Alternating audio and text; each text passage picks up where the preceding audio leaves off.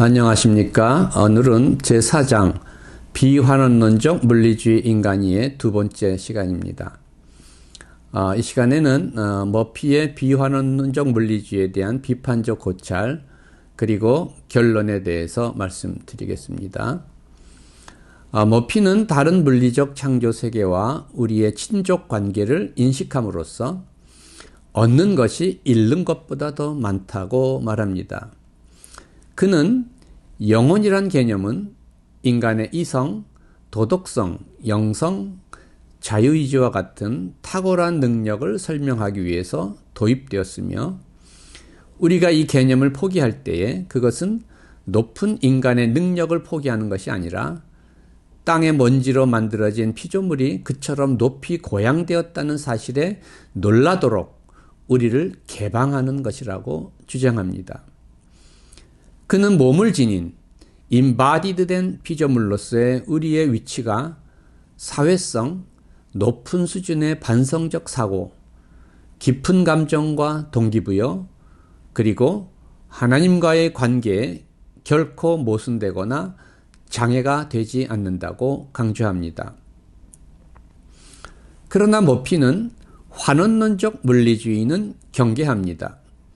그는 순수하게 물리적인 존재인 인간의 행위는 자연법칙에 의해 결정될 수밖에 없으며 따라서 인간은 자유롭거나 도덕적으로 책임적일 수 없다고 주장하는 신경생물학적 환원론에 대항해서 자유의지와 도덕적 책임성을 위한 자리를 마련하고자 합니다. 그는 우리 안에 형이상학적으로 구별되고 과학적 연구로부터 면제된 부분은 없지만 과학은 인간의 생명을 완전하게 설명하지 못하며 완전한 설명은 종교적 관점을 필요로 한다고 말합니다. 머피에 따르면 환원론적 물리주의는 인간은 물리적 유기체이며 인간에 관한 모든 것을 자연주의적 관점에서 설명할 수 있다고 주장하는 반면에 비환원론적 물리주의는 인간이 생물학적 유기체임을 인정하지만 인간의 신경생물학적 복잡성과 문화 발전의 역사가 함께 진정한 도덕적 합리성의 능력을 가져왔다고 주장합니다. 하지만 머피는 자유의지와 도덕적 책임성에 대한 논증을 통해 자신의 물리주의의 환원론적 성격을 확증함에 있어서 여전히 자유의지와 도덕적 책임성이 인지과학과 신경과학의 연구와 배치되지 않는다고 주장합니다.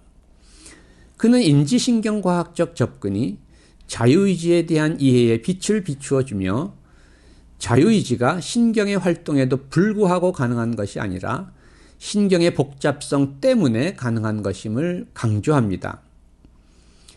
그는 도덕적 책임성을 위한 인지적 능력이 사회적, 자연적 환경과 상호작용하는 우리의 복잡한 신경체계로부터 나타난다고 주장합니다. 머피의 인간 이해의 타당성은 무엇보다 비환원론적 물리주의라는 개념 자체의 타당성 여부에 달려 있습니다. 필립 클레이턴은 비환원론적 물리주의를 모든 것은 궁극적으로 물리적이지만 모든 설명은 물리적 관점에서 주어지지 않는다고 보는 입장으로 정의하고 이 입장을 불안정한 것으로 간주합니다. 여기서 모든 인과율이 물리적인지 아닌지가 관건이 됩니다. 그렇다고 할 때는 환원론적 물리주의가 되고 아니라고 할 때는 물리주의가 아닌 것이 된다는 것입니다. 머피의 비환원론적 물리주의는 모든 인과율적 설명이 물리적 관점에서 주어지지 않는다고 봅니다. 왜냐하면 머피는 하향식 인과율을 인정하기 때문입니다. 그렇다면 클레이턴의 기준을 따르면 머피는 물리주의자가 아닌 것이 됩니다. 머피의 비환론적 물리주의는 인격의 속성, 정신이 육체, 뇌에 의존하지만 육체, 뇌의 속성으로 환원되지 않는다는 공리를 공유합니다. 다시 말하면 수반은 상향식, 물리적으로 다 설명되지 않는 비환원론성을 포함합니다. 그러나 머피는 계층 질서, 물리학, 화학, 생물학, 신경과학 등의 계층 질서를 구성하는 다양한 차원들에서 일어나는 다차원적 창발적 현상에 대해서는 말하지 않으며 다차원적 창발의 사다리에 맨 위에서 출현하는 정신의 창발, 이 강한 창발을 강조하지도 않습니다.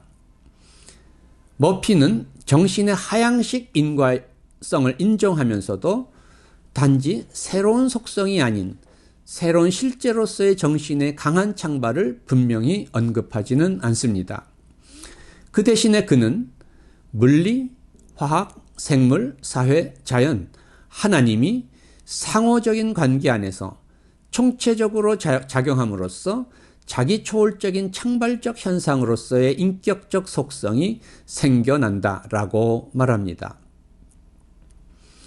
머피의 비환원론적 물리주의의 비환원성의 핵심은 그가 정신의 하향식 인과율과 이에 기초한 인간 인격의 자유의지, 도덕적 책임성을 말한다는 사실에 있습니다.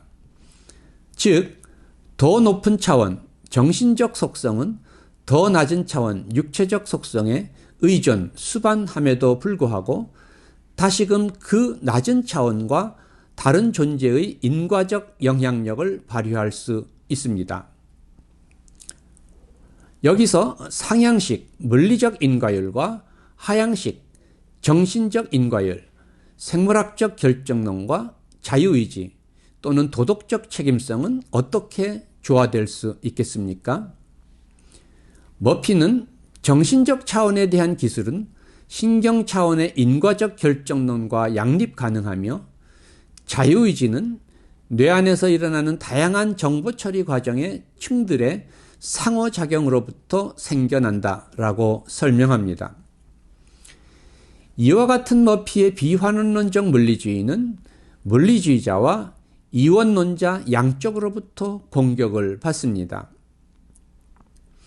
물리주의자와 이원론자는 한 목소리로 결정론과 자유의지의 양립 가능성에 대한 머피의 설명을 비판합니다. 다시 말하면 머피는 정신이 그 자신의 인과적 힘을 갖고 하향식 인과율을 발휘한다고 주장하지만 정신은 뇌의 작용에 수반되기 때문에 결국 하향식 인과율은 상향식 인과율에 종속된다는 것입니다. 여기서 환원론적 물리주의자는 모든 인과율은 상향식 인과율에 근거한다는 자신의 근거가, 자신의 견해가 옳다고 주장하는 반면에 이와 반대로 이원론자는 진정한 하향식 인과율이 가능하기 위해서는 정신이라는 구별된 실체가 외부로부터 주어져야 한다라고 주장합니다. 그러나 이와 같은 양자택일적 대안들만 가능한 것은 아닙니다.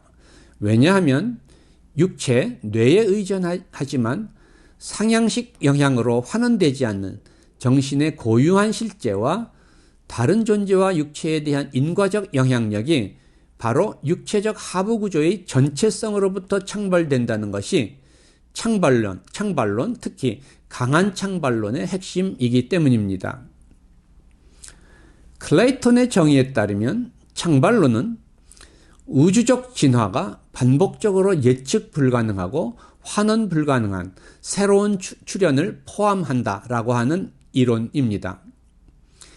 창발적 속성은 하위 체계로부터 생겨나지만 그 하위 체계로 환원되지 않는 속성입니다. 창발은 그 이상이지만 전적으로 다른 것은 아닌 것에 관한 것입니다.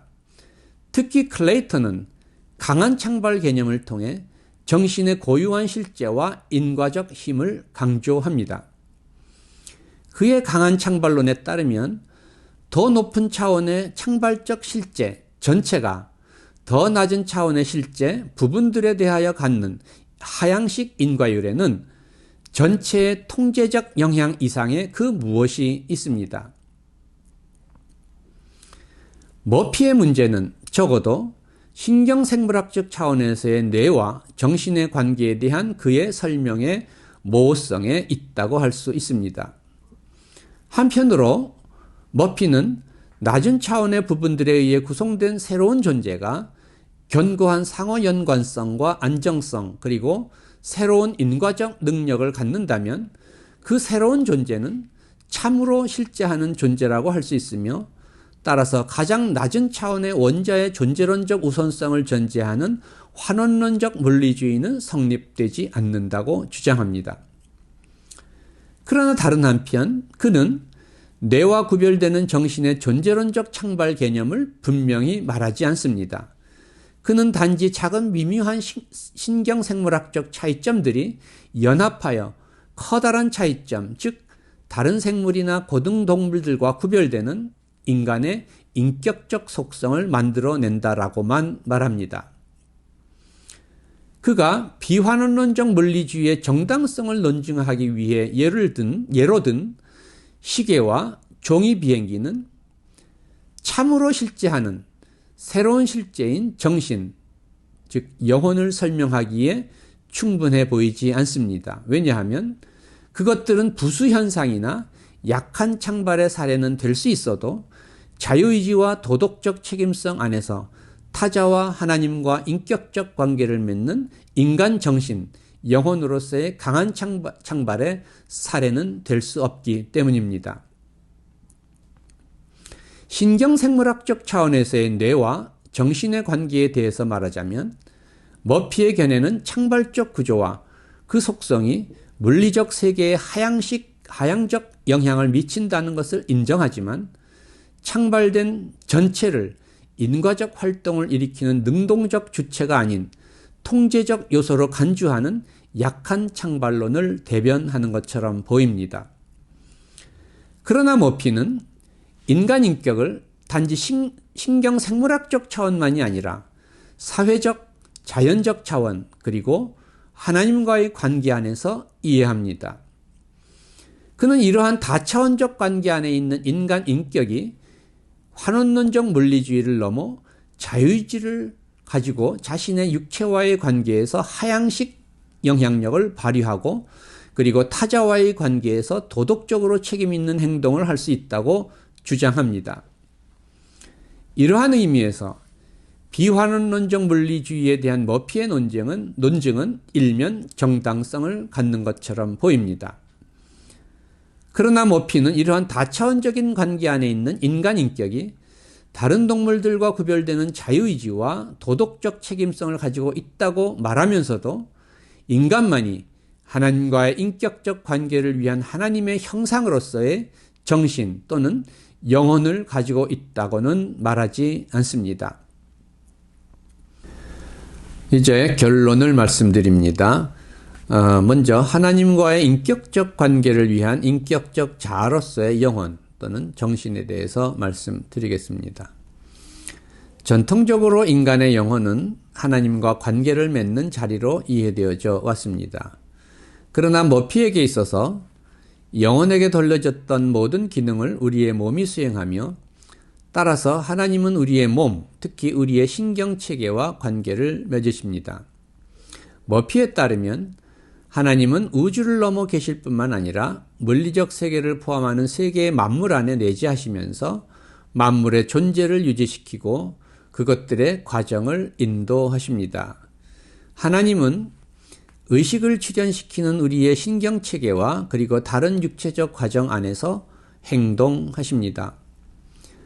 물론 머피는 물리적 존재의 행동과 하나님의 행동이 본유적으로 다른 성격임을 인식합니다. 따라서 그는 하나님을 단순한 물리적 원인으로 환원하지 않고 하나님의 의도적 행위가 자연적 과정과 원인에 의해 성취되는 것을 넘어서 사건을 초래할 수 있음을 인식할 수 있는 길을 찾고자 합니다. 그는 이 길을 양자 차원에서 발견합니다. 즉, 만일 하나님이 모든 피조물 안에 내재하시고 그 안에서 행동하신다면 하나님은 양자 차원에서 행동하실 수밖에 없다는 것입니다. 그는 오늘날의 물리학을 유신론적 관점에서 해석합니다. 오늘날의 물리학은 자연세계가 본유적으로 불완전하며 가장 근본적인 차원에 있어서 하나님의 행동에 열려 있다고 말합니다. 머피는 이와 같은 하나님의 행동에 대한 설명을 통해 하나님이 물리적 세계 안에서 그리고 특히 영혼 없는 우리 자신의 삶과 몸 안에서 행동하실 수 있음을 확증하고자 합니다. 그러나 만일 머피의 주장처럼 하나님의 행동을 양자 차원에만 국한시킨다면 하나님의 통제의 범주는 제한적이 될 것입니다. 왜냐하면 양자 차원에서의 하나님의 행동은 거시적 차원에 매우 미미한 영향만을 미칠 것이기 때문입니다. 양자 효과는 뇌의 기능의 기본적인 신경화학적 과정이 차원에 도달하기 전에 소멸합니다. 하나님의 행동에 대한 이와 같은 머피의 견해는 정신이 뇌의 물리학적 영역 안에 양자역학적 비결정성의 결과에 영향을 준다는 그의 생각의 연장선상에 있습니다. 즉 머피는 인간 그리고 세계에 대한 하나님의 하향식 인과율을 뇌 그리고 육체에 대한 정신의 하향식 인과율과 유비적인 것으로 이해합니다. 여기서 우리는 인간과의 관계에 있어서 하나님의 행동이 정신을 정점으로 하는 전체적 인격 안에서 일어난다는 클레이턴의 견해를 참고할 필요가 있습니다. 클레이턴은 하나님에 관한 정보가 의식적 정신의 차원에서 전달되고 이해된다고 봅니다. 그에 따르면 엄격한 법칙에 기초한 물리학적 인과율에서와 달리 인간의 사고와 행위에 대한 설명은 목적, 의도, 이유를 요구합니다. 따라서 하나님의 사고와 행위와 인간의 사고와 행위 사이에는 유형 대 유형의 상응이 가능합니다. 클레이턴은 하나님의 행동을 인간의 인격 자체 또는 전체의 창발적 차원에서 생각합니다. 인격은 단지 사고와 뇌 상태의 관계뿐만 아니라 광범위한 사회문화적 상황을 포함하기 때문에 인간의 통합된 인격을 설명하기 위해서는 신경생리학뿐만 아니라 심리학, 사회학, 인류학, 역사학, 예술, 윤리학 등의 인문과학이 요구됩니다. 인격은 정신적 인과율보다 한 차원 더 높고 광범위한 창발적 실제로서 정신적 인과율이 특정한 뇌 상태와 밀접하게 관계된다면 인격적 차원은 특수한 관념과 특수한 뇌 상태의 관계를 포함할 뿐만 아니라 많은 다른 관념들, 다른 사람들, 문화와 역사, 그리고 하나님과의 관계를 포함합니다. 이 통합적인 인격적 자아의 구성에 있어서 이원론적으로 분리된 실체와 영혼을 상정하는 것은 불필요합니다. 하나의 물질이 광범위하게 다양한 형태들을 취하고 창발적 속성을 나타내기 때문에 인격은 어떤 특수한 정신적 사물로 여겨질 필요가 없는 자연세계의 창발적 특성입니다. 클레이턴은 하나님의 행동을 위한 적절한 차원이 통합된 자아 또는 공동체 안의 정신물리적 행위 주체로서의 인간 인격에 의해 제공되며 이 차원에서 비로소 하나님의 하향식 인과율이 작동될 수 있다고 주장합니다. 이것은 머피의 주장과 달리 하나님의 행동이 물리적 소립자나 향정신성 신경 전달 물질에 대한 조작으로 환원되지 않음을 의미합니다. 인격 차원에서의 신적 영향만이 다른 사람들과의 관계의식, 고차원적인 정서적 상태, 윤리적 노력, 그리고 실전의 의미 추구와 같은 차원들, 그리고 이러한 차원들은 매우 종교적으로 중요한 이러한 차원들에 영향을 줄 수 있습니다. 우리는 신경체계로부터 창발된 정신적 차원에서 비로소 인간에 대한 하나님의 직접적이고 목적지향적인 의사소통과 행동이 가능하다고 말할 수 있습니다. 물론 정신은 전체적 인격 안에 가장 높은 차원에 있기 때문에 정신적 차원에서의 신적 의사소통과 행동은 몸을 포함하는 인격 전체에 영향을 줍니다. 그러나 이 정신적 차원이 전체적 인격에서 가장 중요한 까닭은 아래의 다른 차원들과 달리 이 차원에서 하나님은 인격적인 관계 속에서 분명하게 의도적이고 목적론적인 방식으로 자연 법칙을 깨뜨리지 않으면서 말씀하고 행동하실 수 있기 때문입니다.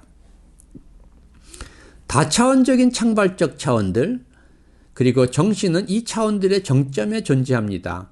이 다차원적인 정신적 창발적 차원들을 포함하는 전체적 인격은 인간의 통전적 영성을 의미합니다.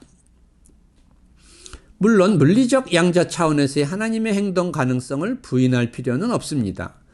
그러나 하나님과의 인격적이고 목적지향적인 관계가 정신을 정점으로 하는 전체적 인격, 즉 통정적인 영성 안에서 이루어진다면 육체에 수반하지만 육체로 환원되지 않는 강한 창발적 실제로서의 영혼 또는 정신 개념을 유지하는 것이 이 개념을 포기하고 비환원론적 물리주의를 주장하는 것보다는 하나님의 형상으로서의 통전적 인간 인격에 대한 이해를 위해 더욱 바람직하지 않겠는가 하는 생각을 할 수 있습니다. 이제 죽음 이전과 부활 이후의 정신과 육체의 관계를 양면적 물리주의와 양면적 관념론의 관점에서 말씀드리겠습니다. 죽음 이전과 부활 이후의 육체와 정신의 관계에 대한 머피의 설명은 매우 흥미롭습니다. 그에 따르면 죽음 이전의 이 세상의 삶에 있어서 몸은 모든 인격적 속성들을 위한 토대가 됩니다. 이 세상에서 기억, 의식, 도덕성 등의 인격적 속성은 시공간적 연속성을 가진 물질적 몸과 연결되어 있습니다. 그러나 머피는 시공간적 연속성을 지닌 몸을 인격 개념의 우연적인 부분으로 간주합니다. 이 생에서의 모든 인격적 속성들은 육체적 특성과 능력에 의해 지지되며 이 몸은 우연히 시공간적 연속성을 지닌 물질적 대상에 속해 있습니다. 죽음 이전에는 인격적 동일성의 기준이 동일한 물질로서의 동일한 몸과 결부되어 있습니다. 그러나 부활 이후에는 하나님께서 나를 기억하시고 알아보시고 나와 관계를 맺으시는 것이 정체성에 있어서 본질적이라고 머피는 말합니다. 부활 이후에 모든 동일한 인격적 성격들을 위한 기본 물질을 제공하고 그것을 현시하는 나의 몸이 바로 나입니다. 이것은 머피의 비환원론적 물리주의는 죽음 이전의 이 세상에서의 삶에서만 유효하고 부활 이후에는 유효하지 않다는 것을 의미합니다. 왜냐하면 죽음 이전에는 몸이 우선적이지만 부활 이후에는 동일한 인격적 성격들이 우선적이기 때문입니다. 여기서 우리는 키스 워드의 견해를 참고할 필요가 있습니다. 워드는 우리의 정신이 몸과 뇌에 의존하며 수백만 년에 걸친 물질적 진화의 결과임을 인정합니다. 영혼은 영원 전부터 선지한 것이 아닙니다. 영혼은 물리적인 몸의 발생과 함께 존재하기 시작했습니다. 개별적인 영혼은 물질 없이 존재할 수 있는 분리된 실체가 아닙니다. 영혼은 지식과 행동의 영역, 경험을 받아들일 수 있고 타자들과 상호작용할 수 있는 물질적 세계를 필요로 합니다. 인간의 정신이 물질적 뇌에 의존하지 그 반대가 아닙니다. 영혼은 뇌에 삽입되는 신적 부가물이 아닙니다. 인간의 하나님 형상 그리고 모양은 비물질적인 영혼이 추가되었음을 의미하지 않습니다.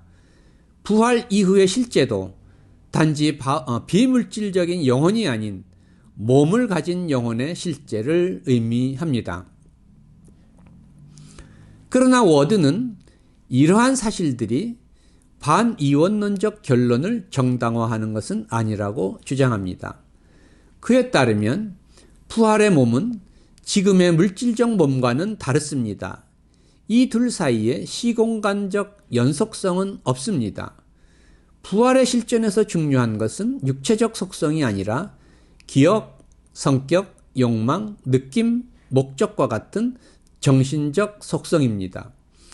현세에서 나의 많은 정신적 속성은 나의 물질적 뇌에 의존하는 반면 부활의 생명에서 내가 가진 육체적 속성은 나의 정신적 속성에 의존하며 그것을 표현한다고 워드는 말합니다. 나의 정신적 속성은 다른 형태의 몸으로 전이될 수 있습니다. 워드는 이러한 부활 이후의 실존이 이원론적 견해의 정당성을 보여준다고 주장합니다. 부활 이후의 인격적 정체성에 있어서 몸이 아니라 정신이 본질적으로 중요합니다. 따라서 워드는 양면적 관념론을 선호합니다. 이 견해에 따르면 정신은 뇌 없이 존재할 수 있으며 다른 형태의 몸으로 전이될 수 있습니다. 그리고 물질은 모종의 정신적 속성을 표현하기 위해 존재하기 때문에 결국 정신이 물질에 대하여 인과적 존재론적 우선성을 갖습니다. 물질은 정신이 창발하고 존재하도록 하기 위해 창조되었습니다. 이것이 우주의 자연적 과정입니다. 일단 창발된 정신은 그 자신의 본성을 형성하고 유의미한 도덕적 결정을 하고 다른 사람들과 책임적으로 관계할 수 있는 능력을 갖습니다. 이 책임적인 결정과 자기 형성이 죽음에서 하나님에 의해 심판을 받을 것이며 각 인간의 미래의 운명을 결정할 것입니다. 이때부터 정신에 발생하는 것은 더 이상 물리적 원인에 의존하지 않습니다. 그러므로 내세의 삶은 육체적 요소가 아닌 정신적 요소에 의해 결정될 것입니다. 현세에서 인간의 정신은 인간의 뇌를 인과적으로 선행하지 않습니다. 그러나 내세에서 인간의 정신은 몸의 형태를 인과적으로 선행할 것입니다. 워드는 우리는 현세에서 미묘한 양면적 물리주의자, dual aspect materialist일 수 있지만 내세에서는 분명한 양면적 관념론자, dual aspect idealist가 될 것이라고 주장합니다. 워드에 따르면 죽음 이후 하나님 앞에서 우리의 모든 지상의 경험에 대한 완전한 접근은 우리의 지상의 뇌를 복제함으로써 가능하지 않습니다. 왜냐하면 우리의 뇌는 우리의 행동의 맥락과 결과에 대한 완전한 지식을 가져본 적이 없기 때문입니다. 지상의 경험에 대한 완전한 접근은 특수한 물질이나 뇌의 상태의 복제에 의존하지 않을 것입니다. 그것은 지상에서 가졌던 물리적 기초로부터 독립된 우리의 정신적 삶에 대한 직접적 접근의 형태가 될 것입니다. 또한 우리가 희망하는 내세의 삶은 우리의 뇌의 물질적 발달의 어느 특정한 단계를 훨씬 초월하는 삶이 될 것입니다. 우리는 내세의 삶에서 하나님과 다른 피조물에 대한 지식과 사랑에 있어서 그리고 우리와 창조 세계를 향한 하나님의 목적을 이해함에 있어서 성장하기를 희망합니다. 이러한 가능성은 우리의 지상의 삶 속에서의 우리의 뇌의 상태를 초월합니다. 여기서 물리주의는 종식됩니다. 이 세계 안에서 정신은 물질적 환경 안에서 생겨나고 성장합니다. 몸이 없다면 정신도 없을 것입니다. 그러나 물질은 영의 도구이며 성내전입니다. 물질은 정신없이는 존재할 수 없습니다. 물질의 가치와 목적을 주는 것은 정신입니다. 양면적 물리주의와 양면적 관념론은 현세와 내세의 인간 존재에 대한 통전적 이해를 위해 둘 다 필요합니다. 이 둘은 모두 하나님의 창조적 섭리와 종말론적 완성 안에 포함된다고 할 수 있습니다. 지난 시간에 이어 두 번에 걸쳐서 진행된 비환론적 물리주의 인간 이해에 대한 강의를 모두 마치겠습니다. 감사합니다.